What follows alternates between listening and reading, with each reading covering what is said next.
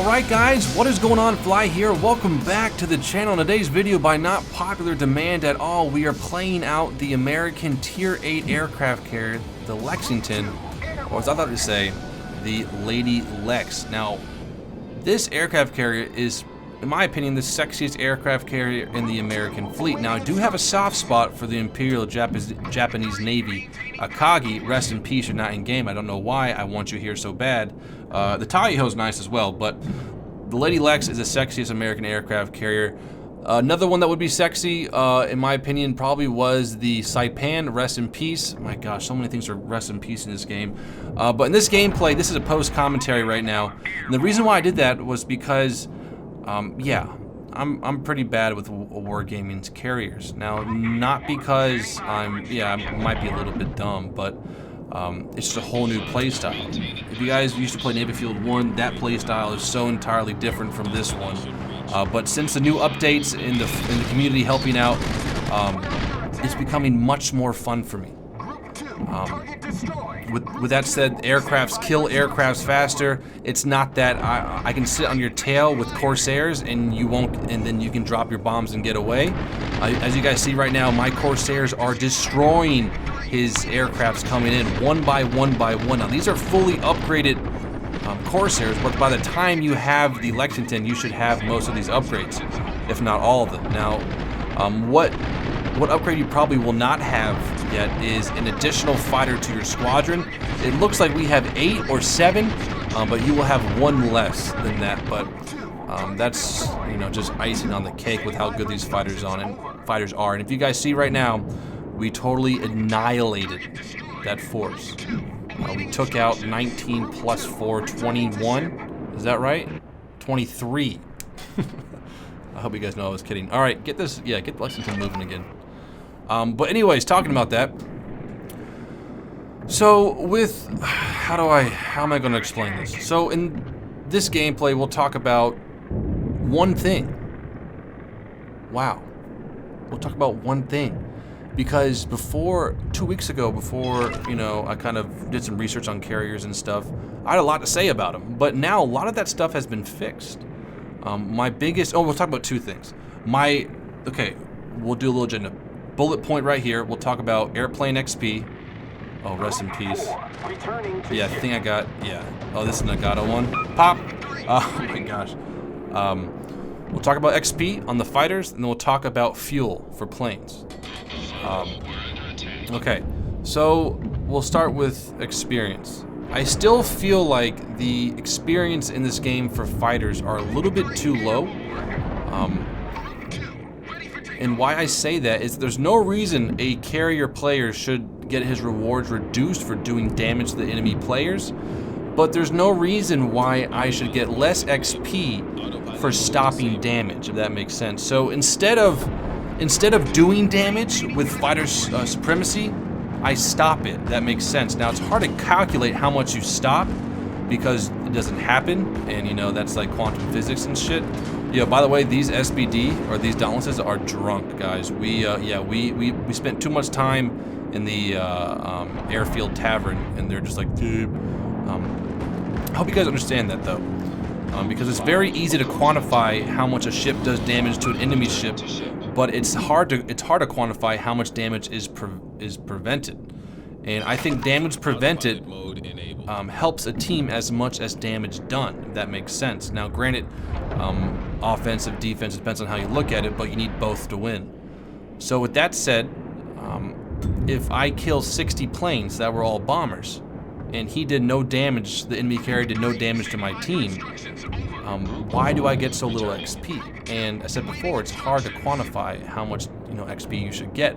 But long story short, it needs to be more, because what it is right now is that it's a bomber spam fest. Everyone sends out bombers like it's no tomorrow. They just rush them, they throw them out there. That doesn't matter to them. They just keep throwing them out there, which, you know, if you're a fighter-heavy player right now, it's not that bad at all. But for a game point stand of view, it's how do I say this? It doesn't work well with naval combat. Just hang on a second, bear with me. We're also talking about one more thing. We'll talk about scouting. Okay, so we talked about XP and stuff, damage, blah, blah, blah. Carriers just bomber spamming, fighters. Okay, next thing. Hope that made sense, guys. We'll talk about, what's it called? And I apologize for saying ums a lot. That's why I really don't do post-commentary, because if I have to think, you know, and it's really hard for my brain. All right, so now we're going to be talking about fuel. Fuel is very important to me in carrier gameplay, at least in an arcade simulator game. I know planes can fly many hundreds of kilometers before needing to be fuel, if not thousands. But in World of Warships right now, the only reason why you have to go back to your carrier is to rearm. So to get more ammunition, ordnances for your dive bomber, torpedo bomber, fighter, 50 cals, 20, 30, 1,000 millimeter rounds, I don't care. That's the only reason why you have to go back to base. There's no restriction on your flight time at all. And the main reason why I think that's broken in the game, well, there's two. One of them is kind of iffy, border humping. Border humping is a horrible tactic that is hugely popular in World of Warships right now. What happens is that a carrier spawns in the game, he sees it, there's another carrier in the game, and because he wants free reign of the battlefield, he's going to go take his planes, put them to the far left, the far right of the map, and then send them down the 1 line or 10 line to come behind the carrier and bomb them. Now, some of you guys might think that's a valid tactic, and he's flanking the enemy, etc., and I highly disagree with you. I think that's poor gameplay, very noobish, that's very noobish. And when that happens, it forces the other...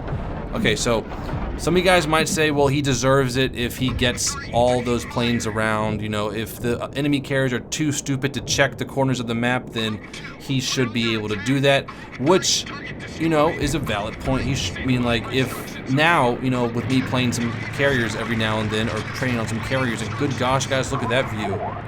Get the wreck, Fuso. Then he should be able to do that. But in a pristine gaming environment, I don't think that's the way to go. I think the way to go is for a carrier to earn his runs on enemy ships by progressing with his fleet, because what fuel or what no fuel does is that it allows a carrier just to sit in the back of the map and not roll with his fleet. Now, sure, it will increase your travel time to target, but that's so minute just for the carrier to sit back there doing nothing, watching TV with one hand, or with playing the game with one hand and watching TV with the other. I think we need to encourage carrier players to get in the action, get with the fleet, and roll with the fleet like they did in real life. Now, I know this is an arcade an arcade game, but hell, it'll be fun. And this is funny right here. So pretty much fuel.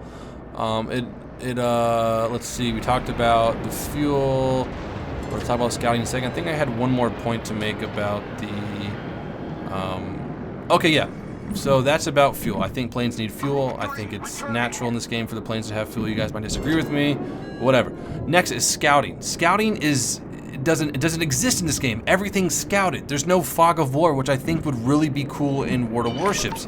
And what that will do is that it will make the carrier the carrier player scout for his team.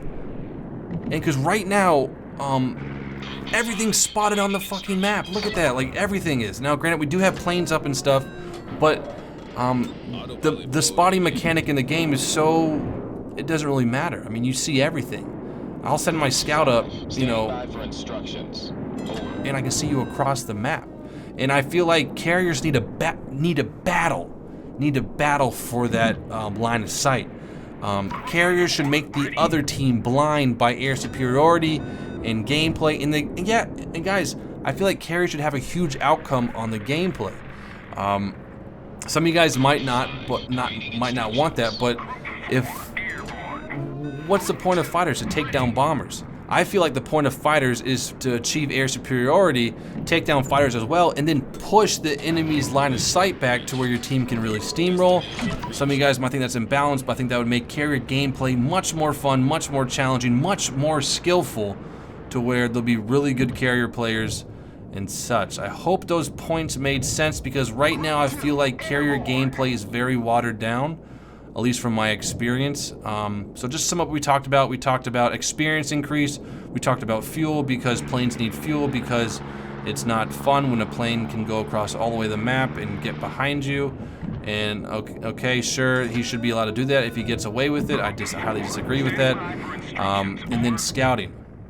And that's pretty much it. But let's go over what's happened this match. As you guys see, we have 48 planes down, 7 torpedoes. We have air superiority medal or clear the skies. I love the F4U Corsairs. They're just beautiful. What you guys do in the comments below is vote on what carrier or what ship you want me to take out next. I'm still learning. This is funny. Right here, I kind of fuck up. Yep, there goes the Alt tab. I come back and I'm like, fuck, and I'm already committed.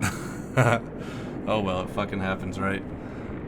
But yeah, guys, in the comments below, I'm still a learning carrier player in this game. If you guys knew Navy Field 1 at all, I was one of the best carrier players in that game. Will I be a good carrier player in this game? Probably not. I do enjoy ship combat much more, but I am enjoying more and more carrier gameplay with me able to annihilate enemy bombers left and right. Here comes one of the last waves of the game. Annihilation. F4U Corsairs. Devastation. They're dead. We're going to finish off these last guys. Yep, he's already gone. Look at that. Pop. And that's pretty much it. We have 54 targets destroyed, or at least aircrafts destroyed. 7 torpedo hits, 3 flooding, 1 fire, 1 bomb drop, and 1 critical. I don't know what that critical had to be from a torpedo for like the steering gears. And the rest is history, guys. We're gonna go ahead and cap this match. I do have another gameplay up for you guys after this gameplay. It'll be a live commentary, so I might not be talking as much as I am in this one, just because I'll be fully concentrated. And here are his last torpedo run. As you guys can see, we have just whittled his plane supply down. Now, this game was pretty imbalanced that we had 1 extra carrier. But with that said, it's the best feeling to be able to see the enemy carriers, fresh new airplanes out of its hangar without a full squadron, because you shot them all down. Now, we did get 3,000 XP. This was the first of the day battle, so that'll be reduced in half the next game. Alright, so let's go ahead and take a look at the Lady Lex, the Tier 8 American aircraft carrier. I'll go ahead and show you what we have loaded out on her today. So in the first gameplay, I went fighter heavy, as you guys can see, so I got 2 squadrons, even though that the Mod 3 gives you 2 bombers. In all honesty, this might be the better one for a fighter heavy player. Now, I'm not that good at torpedo bombing, even though it's not hard. I really just haven't practiced it yet really that much. But with dive bombers, you're kind of fire and forget. You get them over the target, you auto-click, you get some damage, and they come back to base. But with torpedo bombers, you spend a little bit more time getting them on target, getting the right angle, kind of protecting them more because they're worth a lot more.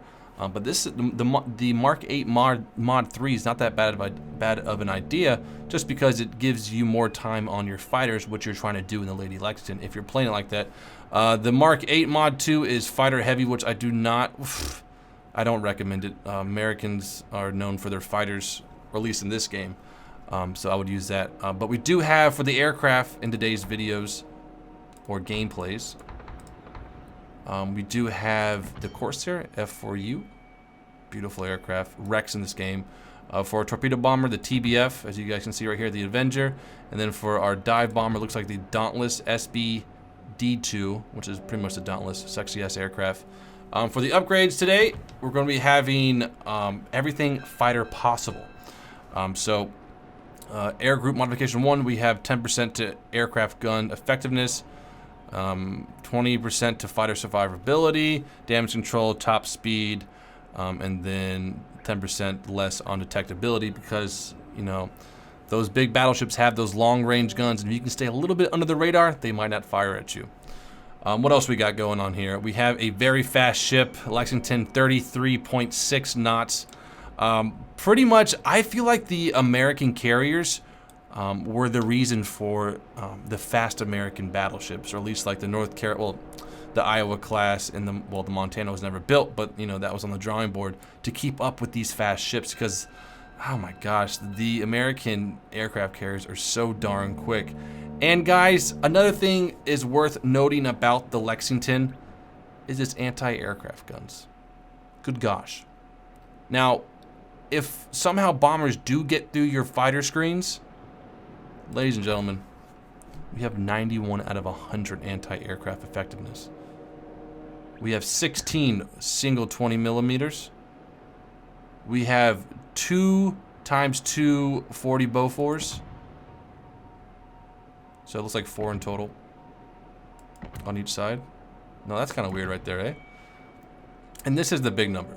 We have 23 turrets, quad 40 millimeter Bofors, all over the fucking deck. We can keep this going for a long time. We're gonna hit this button 23 times to get all the anti-aircraft. Oh my gosh, just look how it just like hangs. Look, it just hangs off the deck like it was just welded right there for that purpose only. We also have 8 single anti-aircraft guns. These are a 5-inch caliber. Also acts as secondary as well. And then we have the normal dual-purpose secondaries and anti-aircraft guns. Well, all right, guys, so that's pretty much it with the Lexington. Also, yeah, we'll show you my commander up a little bit. For today's gameplay, we have all aircraft stuff, pretty much. We have expert rear gunner, 10% to effectiveness of all self-defense armament for aircraft with rear gunners. So this is really effective if your dive bombers get under attacked by a scout fighter. You know, the ones that some cruisers have, they can take them out pretty easily with this perk, as well as if a fighter group gets on your 6. You might lose that whole entire squadron, but also you might be able to get one of them down with it.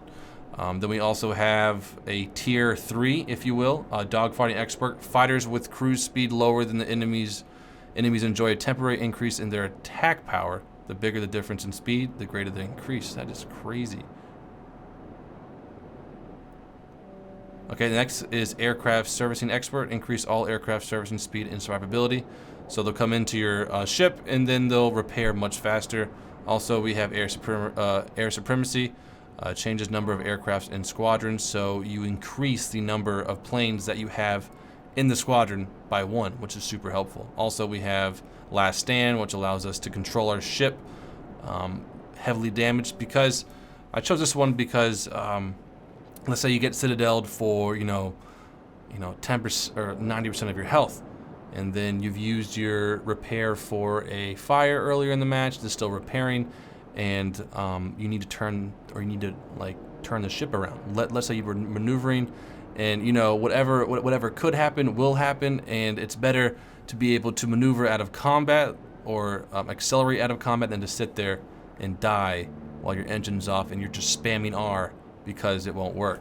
Also, we have the fire extinguisher just in case a destroyer gets near us. He won't be able to set us on fire as easily, so we can get our planes off the runway as fast as possible. Alright guys, so enough jibber jabber. Let's go into second gameplay. Alright guys, so welcome to the second gameplay. This will be a live commentary. I feel a little bit more confident after the first game.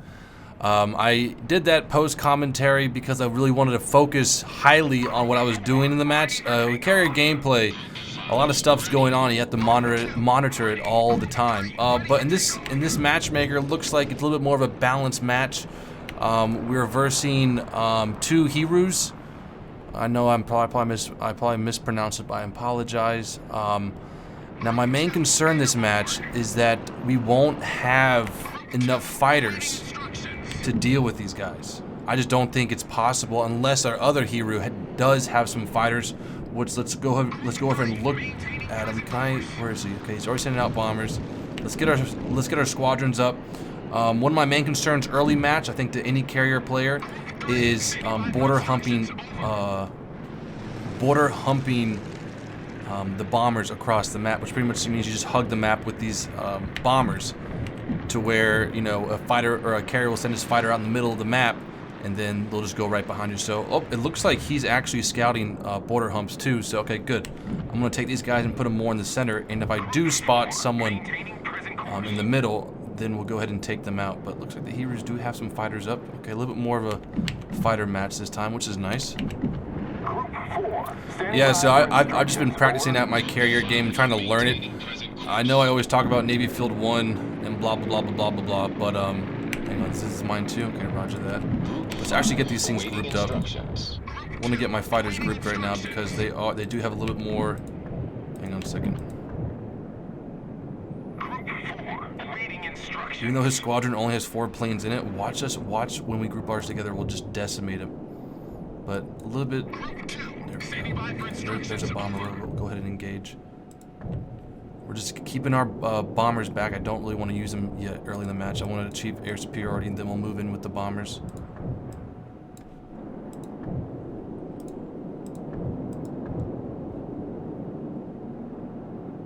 We're going to take my torpedo bombers and scout over in this direction, and our other bomber too.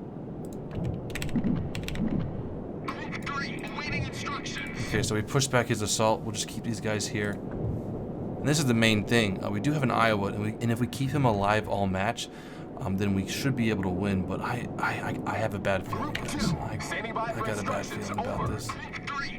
There's so many planes not accounted for yet in this match.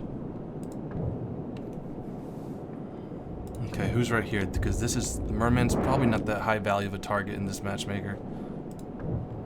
We have a New Mexico. We're going to push our fighters out to allow that New Mexico to get some anti-aircraft engagements on. This guy has a lot of fighters up, but they have small squadrons. We almost have double his squadrons in one of our squadrons. Okay, we're going in. Going in for the weakest first.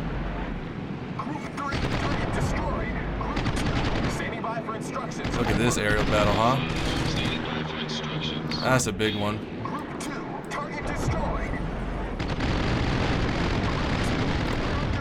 Alright, let's bail out. Let's bail out. We gotta get these fighters over to these. Oh, he engaged one of my fighters. Alright, go on. Our team has taken the lead.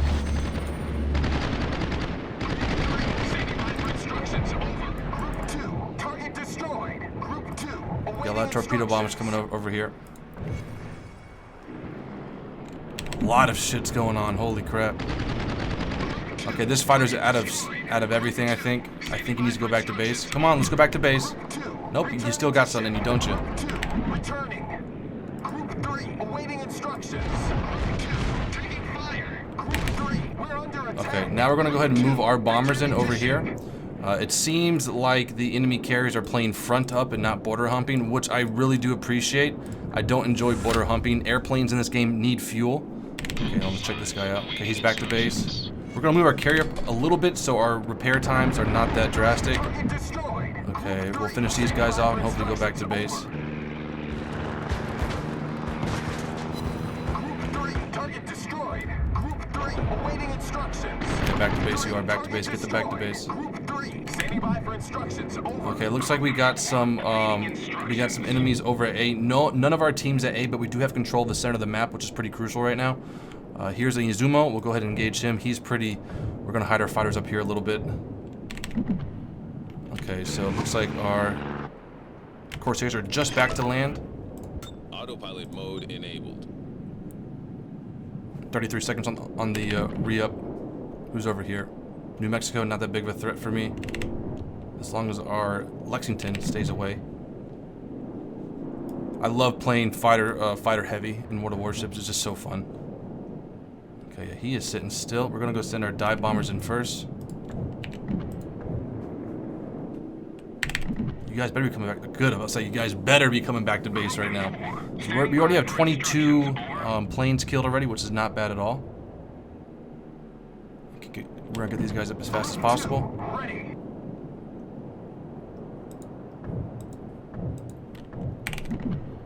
Okay, here we go for some bomber stuff. We're under attack. Group 2, airborne.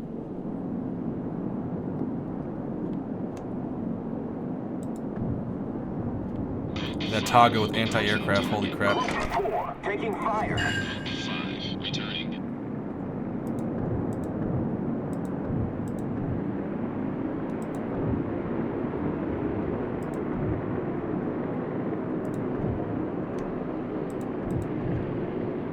Group 2, awaiting instructions.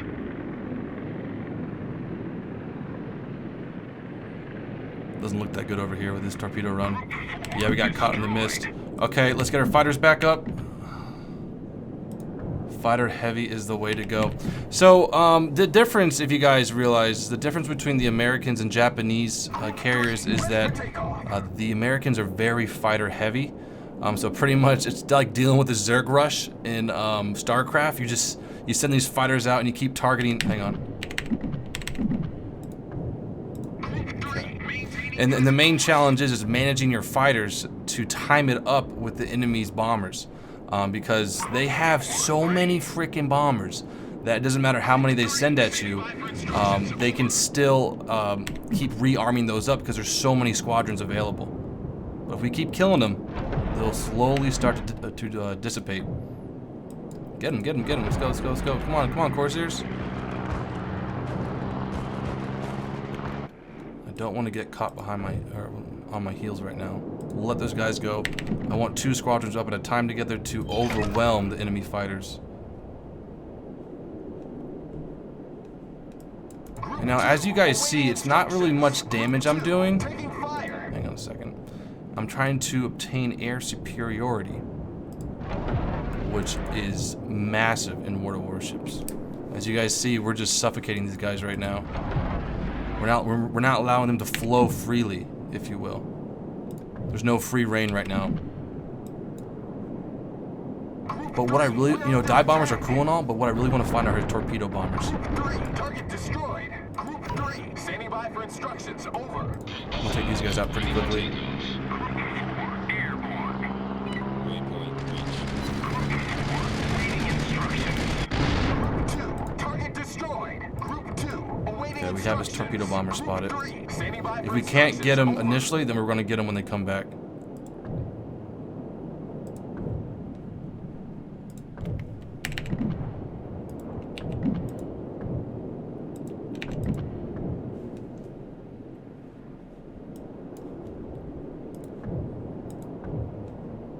Looks like they're moving in right now. We're going to go ahead and intercept. Group 5 airborne. Come on, get there, get there, get there, get there. Oh, they're going to drop, but we're a little bit late to the party.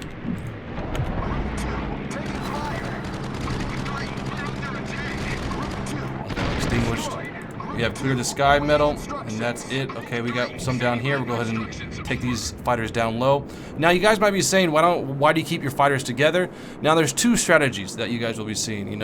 Either you can space them out and potentially risk getting one of them shot down, which I'm not really worried about these planes getting shot down. These are really good. But I like to overwhelm situations I'm in to where we just obliterate really quickly and then we get on to the next thing. And it looks like right now our bombers are almost on point. We have a Cleveland over here. Okay, we have a lot of Clevelands. If we can get these guys out of the game, that'd be good. Okay, let's go ahead and get to our ship and make sure we're not doing stupid things. Okay, Autopilot mode. let's get moving again. Standing by for instructions. All right, these guys are ready to go.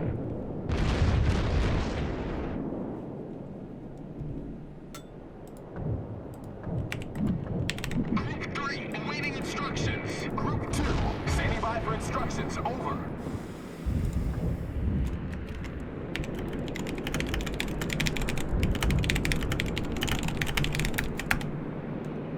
Group 3, awaiting instructions.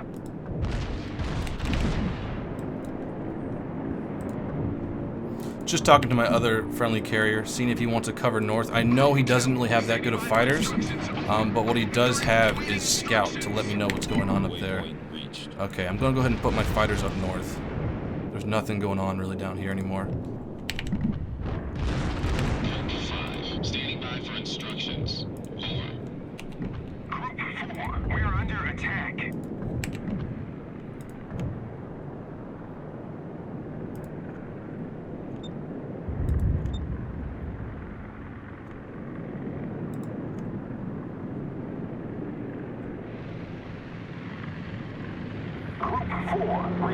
Yeah, we just got engaged by those bombers right there. Or those fighters. Let's see if we can't get this guy though. Group 5 taking fire. Destroyed. Come on, come on. Engaging enemy. Nothing. Group 2, standing by for Okay, instructions. so back to Awaiting fighters. instructions. A lot of stuff is going on. So here we go. We got some enemy bombers right here. We'll go ahead and intercept. The overall match is going pretty decently right now. Okay, so right now I'm gonna go ahead and space my. Oh, we do not want to do that. Standing by for instructions. Over. I'm gonna go ahead and space my fighters out. The carriers are kind of separating, or at least their efforts are separating. Awaiting instructions. Group 4, ready for takeoff.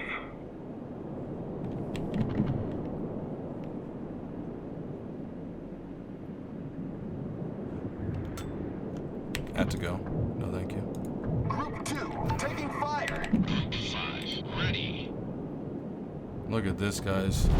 Our victory is in sight. I don't know where all their torpedo bombers are, but I think they ran out. Standing by for instructions. Over.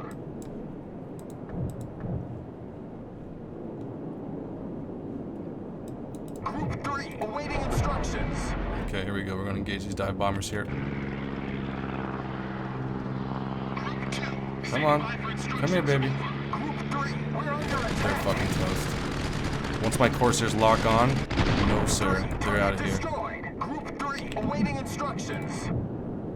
Okay, now, because we've suffocated quite a bit of their force, these carriers are kind of hesitant to send their stuff out unless they're under the radar, which they might be, but I don't know right now. Okay, so actually right now, we have incoming fighters. We'll go ahead and meet up with our other group of fighters, and then we'll engage these fighters. Yeah, okay, here we go. This will be good. Maintaining present course.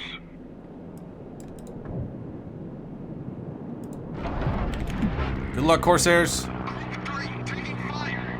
Group 5, maintaining present course. 3's coming back to base. Group 3, 2's still up though. All right, 2's down, or target destroyed. that fighter group is down. Standing by for instructions. Over.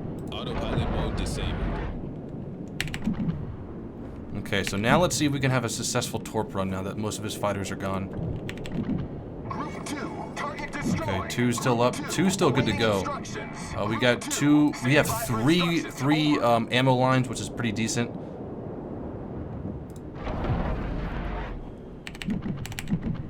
Okay, so now what are we going to engage over here? A lot of non-battleships. I want to slow target because I'm not that good at torpedo bombing yet. We have a Hiru over here. Group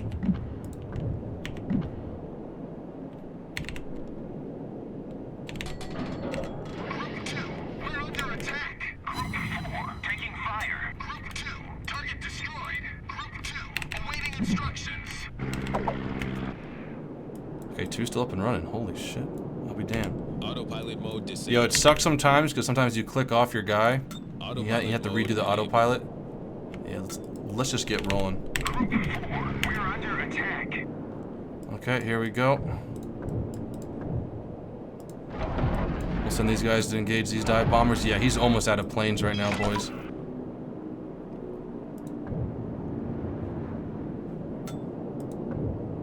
Group 5, we're under attack.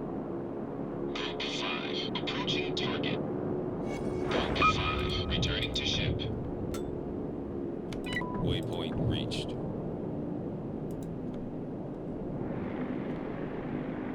Group 2, taking fire. Oh, right before we could do a nice drop on the carriers.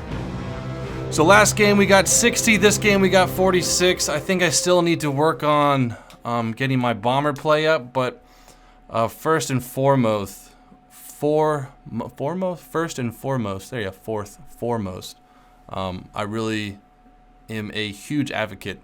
That's too much of a strong word. Air superiority wins games, without a doubt. As you guys see, the American fighters are super good. 46 down. Not like the most intense fighter game, but as you guys saw, we did suffocate them during that match. And it looks like, so let's see the XP I got. So we got 40, good God, that New Orleans got 37 aircrafts destroyed. Okay, so let's look at the the experience spread. So even though I got twice as many, in all honesty, that's pretty close. But the thing is, the carriers that do damage get so much more XP. So it depends on how you want to play. I think I did like 10,000 damage that game. But also I think there should be a category of damage prevented, or something like that. With the plane shot down, what kind of bomb they had, what the potential of that bomb to the ship, and that will give you some XP. But Overall, not bad. 1700 XP for a fighter heavy game. Granted, it wasn't the highest fighter count, but maybe a little bit more because even though he sunk 2 ships, he 700 more XP ish. But I'll tell you something right now. The fighter XP is much better than it was in closed beta or closed alpha. But guys, I hope you have enjoyed. Have a great day. I'm trying to get my carry gameplay up and running for you guys to enjoy it. But until next time, guys, peace out.